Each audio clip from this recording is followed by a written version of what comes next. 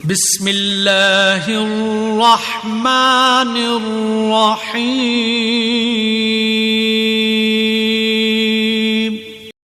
شروع اللہ کا نام لے کر جو بڑا مہربان نہایت رحم والا ہے۔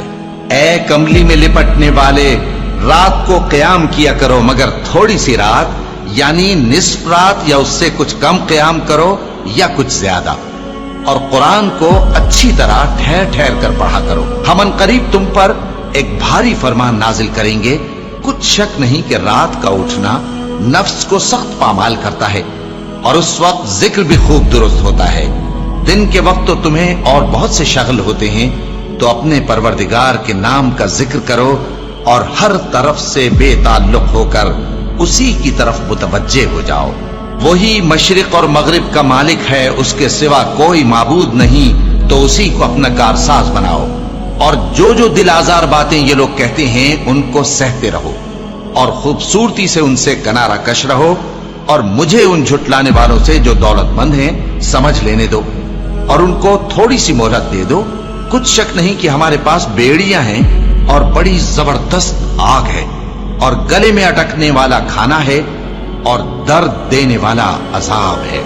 جس دن زمین اور پہاڑ کانپنے لگیں اور پہاڑ ایسے بھربھرے ہو جائیں گے جیسے ریت کے ٹیلے، اے اہل مکہ، جس طرح ہم نے فرعون کے پاس موسیٰ کو پیغمبر بنا کر بھیجا تھا، اسی طرح تمہارے پاس بھی محمد صلی اللہ علیہ وآلہ وسلم ایک رسول بھیجے ہیں جو تمہارے مقابلے میں گواہ ہوں گے۔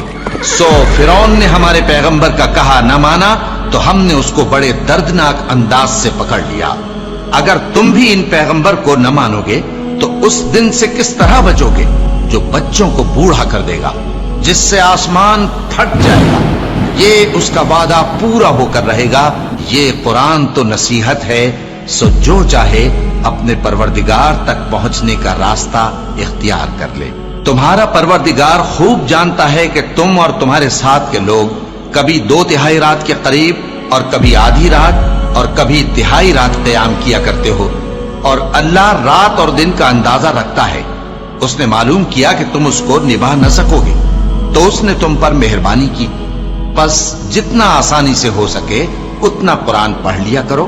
اس نے جانا کہ تم میں بعض بیمار بھی ہوں گے، اور بعض اللہ کے فضل یعنی معاش کی تلاش میں ملک میں سفر کریں گے، اور بعض اللہ کی راہ میں لڑیں گے، تو جتنا آسانی سے ہو سکے اتنا قرآن پڑھ لیا کرو، اور نماز قائم کرتے رہو، اور زکوٰۃ ادا کرتے رہو، اور اللہ کو نیک نیتی سے قرض دیتے رہو، اور جو عمل نیک تم اپنے لیے آگے بھیجو گے اس کو اللہ کے ہاں بہتر اور صلے میں بہت عظیم پاؤ گے۔